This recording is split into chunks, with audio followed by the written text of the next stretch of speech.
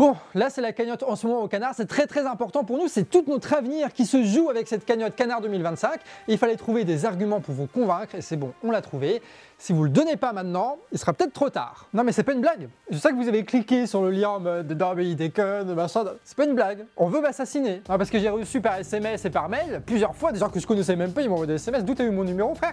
Mais surtout ils me disent on a un lien, tous le même lien qui dit que Macron veut te tuer. Après on savait qu'à un moment donné, quelqu'un allait dire on est trop dangereux, trop percutant, trop pertinent, donc forcément que le pouvoir il est dérangé. Il y a eu un tweet qui a été vu 2 millions de fois sur Twitter. C'est beaucoup, 2 millions de fois. Et le site il a l'air vraiment sérieux, en vrai ils ont fait du bon boulot. C'est une enquête d'investigation basée sur des fuites d'anciens du service secret français. Et on apprend que Macron a une division spéciale dans les services de renseignement avec Benalla et que c'est géré par le préfet de Paris, Nunez, qui a comme objectif d'assassiner les opposants politiques en France. Donc déjà l'article il est chaud et à un moment donné, ça parle de canard réfractaire. L'informateur précise que la brigade Fleur de Lys, c'est beau comme nom quand même, Fleur de Lys et des assassins, ils s'appellent Fleur de Lys, suit de près les voix citoyennes d'opposition qui tiennent des blogs sur des réseaux sociaux.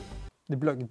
Qui dit blog encore aujourd'hui? C'est fou de dire ça. L'ancien agent de service de renseignement français désigne le blogueur Johan Pavec, ça c'est moi ça, auteur et animateur de la chaîne YouTube Le Canard Réfractaire, comme une cible potentielle. Connu pour ses commentaires acerbes sur la politique de Macron, le créateur de contenu aurait attiré l'attention de Fleur de Lys en raison de son nombre croissant d'abonnés. Alors déjà là ils veulent me tuer parce que je suis trop influent politiquement avec un nombre croissant d'abonnés, c'est vrai, écoutez, c'est vrai, on peut pas leur donner tort sur ce coup-là. Et surtout ils disent comment ils veulent me tuer. Regardez, selon la source, la brigade étudie des méthodes telles que l'empoisonnement ou une surdose de drogue lourde fabriquée de toutes pièces pour faire taire le blogueur ou simuler sa mort. Les gars, ils veulent empoisonner la bouffe que je prends.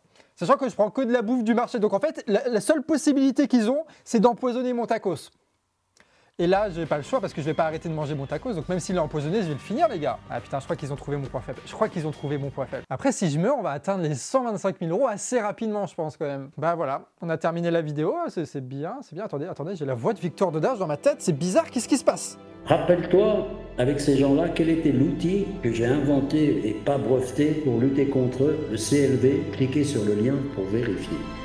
On va peut-être faire des toutes petites recherches pour savoir c'est quoi cet article, c'est quoi ce média, c'est qui a fait ce truc-là. Peut-être juste pour, voilà, curiosité, quoi. Alors, ils disent une enquête de la Fondation pour combattre l'injustice, qui est basée sur des témoignages, c'est bien ça. Moi, personnellement, j'aime pas trop l'injustice. Donc j'aime bien les fondations qui combattent l'injustice. Donc j'imagine que c'est un truc genre l'Amnesty International, tu vois, c'est une ONG qui travaille en toute indépendance pour régler les problèmes d'injustice dans le monde, quoi. Alors c'est presque ça. C'est presque une ONG indépendante, en fait ça vient de Prigojine. Tu sais Prigojine, c'est le gars qui avait fait un coup d'état contre Poutine là, et qui est mort mystérieusement dans un accident d'hélicoptère. C'est le gars de Wagner, tu sais, c'est une milice russe présente beaucoup en Afrique et qui a été depuis intégrée à l'État russe et qui avait un gros service de propagande qui a été donc repris par l'État russe. Donc la source de cet article, c'est un service de propagande d'un État autoritaire, qui plus est un État en guerre. C'est bizarre quand même cette histoire. Parce que regardez, l'article quand même est étrangement long. Là, ça défile et ça défile et ça défile. C'est bizarre. Et puis vraiment, tu regardes, il n'y a pas tant d'informations que ça. C'est un peu les mêmes trucs qui sont répétés, mais reformulés en permanence. Moi, je travaille un peu avec des IA et j'ai l'impression de lire ça. C'est bizarre, hein. Alors, on va utiliser un service de détection d'IA qui est utilisé par les professeurs. Voilà, les professeurs face aux élèves qui veulent carotter et qui veulent faire le chat GPT. Alors, regardez, qu'est-ce qu'il va dire? Eh bah tiens, dis donc, c'est fou, 95% c'est une intelligence artificielle. Bah ça alors? Non mais avant l'IA, ces articles-là étaient écrits par des vrais propagandistes, quoi, des vrais artistes de la manipulation. Et là, maintenant, tout est remplacé par IA. C'est terrible, hein, c'est terrible. Et en plus, évidemment, il n'y a pas de preuve de tout l'article. L'article, c'est notre source a dit que. Bon bah super, mais t'as pas de preuve, t'as pas de dossier, il n'y a pas un petit bout de papier qui a marqué République française avec marqué on veut tuer Johan Pavec. Rien du tout, rien du tout. Bon, je vais quand même demander à Nico. Nico, vous le connaissez pas, Nico? Je parle pas de Nico qui travaille au Canard Réfractaire, mais Nicolas Quesnel, qui est un spécialiste de la propagande russe. Du coup, je vais voir qu'est-ce qu'il en pense, lui, de tout ça. Ah, Il me répond « Ah, oui, et oui, c'est de la propagande ». Le gars, il a écrit un article sur le site Intelligence Online. Bon, je vous invite à aller voir. Il faut payer, évidemment, donc je ne peux pas tout mettre, mais si vous voulez aller voir précisément, c'est disponible là-bas. Et donc, on y apprend, entre autres, que le site Chat24 est domicilié au Kazakhstan, qui est réputé pour accueillir les services de propagande russes. Que tout ce qui est écrit est globalement bidon et que, d'après lui, d'après Nicolas Kennel, on est aussi un blog. Non mais un blog, les gars. Comment on peut être journaliste et être autant boomer? Ça me fume, cette histoire. Donc, on apprend avec cet article que tout est bidon, que c'est une opération organisée par les services de renseignement russes et que c'est lié au fait qu'on a été espionné au préalable par une espionne russe. Voilà.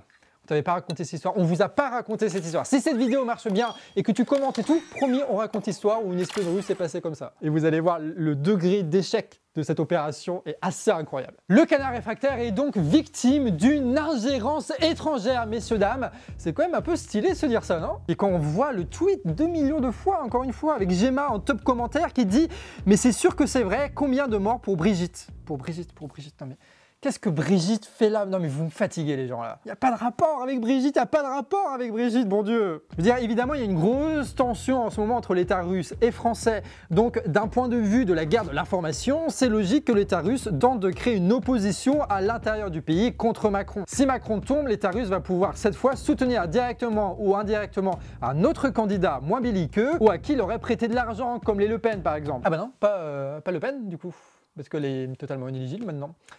Dommage. Sauf que ce qu'il faut bien comprendre, c'est que tous les anti-macronistes ne se valent pas. La propagande russe, c'est genre une contestation sans contenu. Il faut combattre Macron parce qu'il est méchant, parce qu'il est corrompu, parce qu'il est marié avec Brigitte. Bref, une opposition creuse, vide, qui va pouvoir être portée par n'importe quel opposant bidon. Et donc, ils veulent nous faire peur au canard, nous faire croire que chaque fois que je mange un tacos, eh ben, il serait empoisonné. Alors que jamais ils empoisonneraient mon tacos, je veux dire... Ils m'appellent chef les gars, donc forcément, voilà, on a une bonne relation. Pour que je devienne fou, pour que je devienne anti-Macron comme eux, de façon creuse, que je me mette juste à l'insulter pour qu'il surfe là-dessus. Voilà, c'est un peu ça l'idée. Sauf que, bah non, on n'est pas fou, on n'est pas débile. Nous, on critique la guerre, mais tous les va-t-en-guerre et toutes les causes de la guerre. On va pas soudainement oublier les logiques de profit, de pognon, de marché, de conquête, de répression, qui sont la cause de ces guerres-là. Et ça, en Russie, en France, comme aux USA. Donc on veut que Macron dégage, mais il n'y a pas que ça. On veut aussi dégager toutes les oligarchies étrangères qui font exactement la même chose, qui font les mêmes guerres, qui font les mêmes oppressions, mais avec des drapeaux différents. Donc c'est pas parce que tu as un article bidon rédigé par ChatGPT et relayé sur Twitter qu'on va changer d'avis là-dessus. Rappelle, on a Média Breton, on est têtu à la tête dure, tout ça. Et puis merde, qu'on n'a pas besoin de services de renseignement russes pour détester Macron. On le fait depuis des années, on est expert dans le domaine, putain, on est français quoi. Bon, évidemment, c'est pas la première fois qu'il y a de la propagande, et ça dans tous les camps. On peut se rappeler de séquences vraiment fumeuses de TF1 qui nous disaient que, bon, à Gaza, en fait, il n'y avait pas de famine, qu'il y avait plein de bouffe, regardez, on est des experts, on a des costards cravates, alors que c'était juste des éléments hors contexte qui mettaient là en place. En fait, on aurait des propagandistes qui se cacheraient derrière le costume de fact-checker. C'est fou cette histoire quand même, hein. Puis bon, de toute façon, la vidéo, on connaît bien avec le montage, tout devient un poisson que tu peux noyer, couper en 4, mettre dans ton discours pour convaincre les gens. Ah, clairement, c'est pas vegan, mais c'est ce que font toutes les chaînes télé en permanence, hein. On avait aussi parlé d'une membre du gouvernement qui avait dirigé Avista Partners, une entreprise de réputation numérique dont le boulot était de noyer le web de faux articles qui vantaient leurs clients comme EDF, Air France ou LVMH. Ils inventaient même des faux experts avec des faux articles qui étaient directement écrits par les boîtes. Chez Bolloré, t'as la même chose avec une boîte qu'ils ont internalisée qui s'appelle Progressif Media. Ils ont lancé des campagnes en ligne, notamment contre Louis Boyard, après qu'il ait critiqué chez Hanouna les procès en Afrique du milliardaire. À ce moment-là, on avait vu apparaître des pétitions et des campagnes citoyennes contre Louis Boyard, et en réalité, derrière, tout était orchestré et dirigé par le gérant de Canal+. Donc des boîtes de propagande payées par les milliardaires et dirigées par les politicards, eh ben c'est une réalité. C'est vraiment légal, c'est ce qui se passe en ce moment en France. Et puis maintenant, c'est tellement accessible de faire des petits visuels que tout est inondé, que c'est très difficile de faire la différence entre la vraie propagande organisée par l'État et les industriels et la fausse propagande organisée par d'autres gens.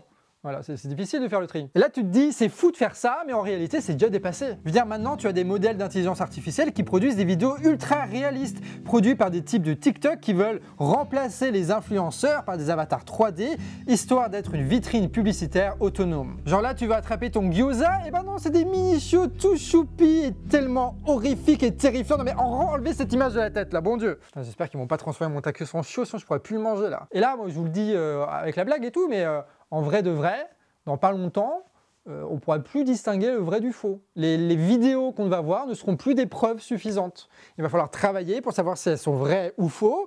Là, on arrive à peu près à différencier, mais à un moment donné, Ce sera très compliqué à gérer. C'est-à-dire que des gens, notamment les pires salopards, menteurs, manipulateurs qui sont à la tête des plus grands États et des plus grandes entreprises, ce genre de personnes vont pouvoir nous faire croire n'importe quoi. En mode, il y a tel attentat ou il y a tel acte de guerre qui justifie du coup une réponse militaire pour nous engrainer dans une guerre que personne ne voulait, mais que tout le monde a cru nécessaire parce qu'on a vu la vidéo.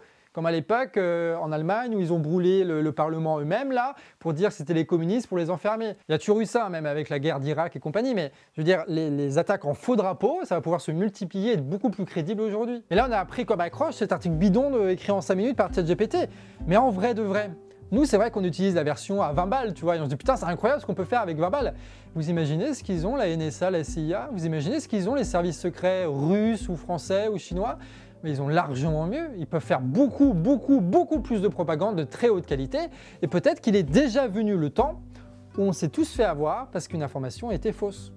Et qu'on ne l'a pas vue parce qu'elle était très bien générée par IA. Ceux qui sont les plus dangereux aujourd'hui dans la propagande, c'est ceux qui ont les moyens de l'utiliser de la manière la plus crédible, la plus réaliste, c'est-à-dire ceux qui ont des milliards et des milliards dépensés dans des serveurs incroyables et dans des équipes d'informaticiens. Je veux dire, aujourd'hui, on a des milliardaires qui possèdent des réseaux sociaux qui sont totalement intégrés aux différents appareils d'État, russes, chinois ou états-uniens, et qui sont aujourd'hui en capacité très facilement de censurer des informations, et en plus de ça, de simuler de faux articles, des fausses images, des fausses vidéos et des faux médias avec des faux utilisateurs très facilement. Le tout relayé par les médias de masse traditionnels qui sont dans les mains des mêmes personnes. Ils peuvent créer à partir de rien, de faux scandales, des fausses accusations et des fausses euphories populaires. Et avec toute la science qu'ils ont éprouvée année après année sur la manipulation de masse et la psychologie, d'accord? Donc eux propagent des fausses informations et dans le même temps, ils répriment, oppressent et assassinent des centaines de journalistes partout sur la planète. On vous prépare une vidéo là avec Victor Doda sur cette situation, mais en vrai de vrai, abonne-toi pour pas le louper parce que c'est chaud comme situation. Ils nous privent de ceux qui peuvent nous dire la vérité et en même temps, ils nous balancent des tas de mensonges. Non mais vous imaginez la gueule de la prochaine guerre?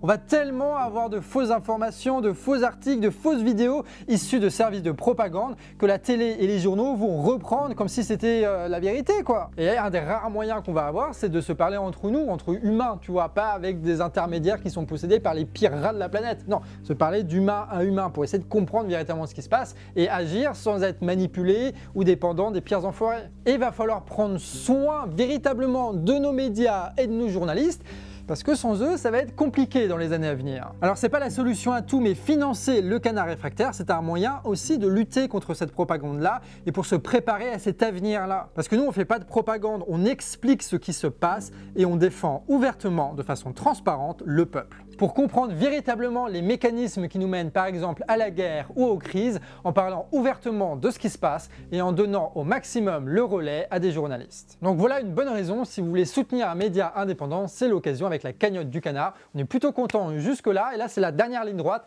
les 20 derniers jours les plus importants qui vont nous permettre de tenir un an de plus et vous proposer des tas d'autres vidéos d'analyse qui vont permettre de sortir un petit peu la tête de l'eau de cette propagande. Tout est dans la description, merci à tous ceux qui prendront le temps de nous financer, c'est indispensable. Ouais.